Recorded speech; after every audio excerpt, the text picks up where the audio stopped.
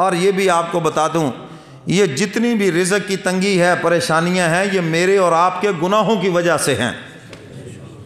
فرمایا وَلَوْ يُؤَاخِذُ اللَّهُ النَّاسَ بِمَا كَسَبُوا مَا تَرَكَ عَلَى ظَهْرِهَا مِن دَابَّةٍ وَلَكِنْ يُؤَخِّرُهُمْ إِلَىٰ أَجَلٍ مُّسَمًّى۔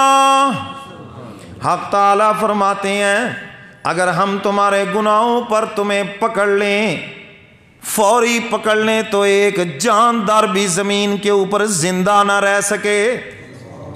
فوری اگر پڑھ لیں، ہیں جی، جانوروں کا بھی رزق ختم ہو جائے، کوئی زندہ بھی نہ رہ سکیں، لیکن فرمایا یہ ہماری شان رحمت ہے، ہم نے ایک وقت تک تمہیں مہلت دے رکھی ہے۔ تو میرے محترم سامعین، گناہوں کی نحوست کی وجہ سے رزق میں تنگی ہوتی ہے۔ جب انسان توبہ کرتا ہے، بار بار توبہ کرتا ہے، استغفار کرتا ہے، تو حق تعالی رزق میں اضافہ فرما دیتے ہیں۔ حضرت حسن بصری رحمۃ اللہ علیہ کے پاس ایک صاحب آئے نا، جی کاروبار بڑا مندہ ہے، فرمایا استغفار کرو۔ پھر کوئی آ گیا، جناب باغ میں پھل نہیں لگ رہا، فرمایا استغفار کرو۔ پھر کوئی آ گیا، جناب میرے اولاد نہیں ہو رہی، فرمایا استغفار کرو۔ پھر آ گیا، جناب کو رشتہ نہیں مل رہا، جی جہاں بات چلتی ہے ٹوٹ جاتی ہے، کوئی نہ کوئی بیچ میں آ پڑتا ہے، لگتا ہے کسی نے باندھا ہوا ہے۔ یہ بھی بڑا عجیب فلسفہ ہے، وہ باندھنے والا ہی آج تک نہیں ملا کہ کس نے کیا باندھا ہے۔ تو حضرت نے فرمایا بھی استغفار کرو، کوئی کچھ کو کچھ جو بھی ہے، حضرت ایک ہی جواب دیتے رہے۔ تو ایک مرید نے کہا حضرت یہ عجیب بات ہے، سب کو ایک ہی چھڑی سے ہانکے جا رہے ہیں، ایک ہی پوڑی دیے جا رہے ہیں، ہیں جی۔ تو حضرت فرمانے لگے میں نے یہ نسخہ قرآن کریم سے لیا ہے۔ فرمایا استغفروا ربکم انہ کان غفارا یرسل السماء علیکم مدرارا وَيُمْدِدْكُمْ بِأَمْوَالٍ وَبَنِينَ وَيَجْعَلْ لَكُمْ أَنْهَارًا۔ حق تعالیٰ فرماتے ہیں اگر تم استغفار کرو ہم تمہارے گناہوں کو معاف فرما دیں گے۔ تم استغفار میں لگ جاؤ ہم تمہیں رحمت کی بارشیں عطا فرمائیں گے۔ تم استغفار میں لگ جاؤ نیک اور صالح تمہیں اولاد عطا فرمائیں گے، کھلا رزق تمہیں عطا فرمائیں گے جب تم استغفار میں لگ جاؤ۔ اللہ اکبر۔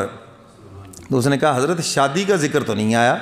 فرمایا جب بیٹے کا آ گیا تو شادی کا بیچ میں آ گیا یا نہیں آ گیا؟ یہ بیٹا تیرے پیٹ سے تو نہیں پیدا ہوگا نا؟ کیوں بھائی؟ جب اللہ فرما رہے ہیں کہ استغفار کرو میں اولاد دوں گا، تو بیچ میں بات آ گئی نا کہ شادی ہوگی پھر اولاد ملے گی۔ تو میرے محترم سامعین یہ سب ہمارے گناہوں کی وجہ سے ہے۔ معافی مانگ لیں سب بہاریں آ جائیں گی۔ مولا کو ناراض کر رکھا ہے، روٹی مل رہی ہے، اگر مولا کو راضی کر دے تو کتنی شان و شوکت سے عطا کرے گا، کتنی خوبصورت عطا کرے گا۔ اور دیکھ لو انبیاء علیہ الصلوۃ والسلام کو کیسا رزق عطا فرمایا، حکومتیں عطا فرمائی، اور پھر جو انبیاء کے جانشین حضرات علماء کرام ان کو بھی دیکھ لو اللہ نے کیسی ٹھاٹھ باٹھ عطا فرمائی۔ کیوں جی عطا فرمائی کہ نہیں ہے؟ اللہ نے ان کو بھی نعمتیں عطا فرمائی ہیں۔ تو مولا کے ہو جاؤ سب اس کا، وہ تمہارا ہو جائے گا۔ وَنَقْسِم مِّنَ الْأَمْوَالِ، تیسرا پرچہ، تیسرا امتحان، فرمایا مالوں میں کمی ہوگی، آگ لگ گئی کمی ہو گئی، خسارہ ہو گیا کمی ہو گئی، چوری ہو گئی کمی ہو گئی، ہیں جی ڈاکہ پڑ گیا کمی ہو گئی۔ وَنَقْسِم مِّنَ الْأَمْوَالِ، فرمایا کمی آئے گی۔ اب ہم دیکھتے ہیں رجوع ہماری طرف ہے یا ہمارے شکوے شکایتیں ہیں معاشرے کے اندر؟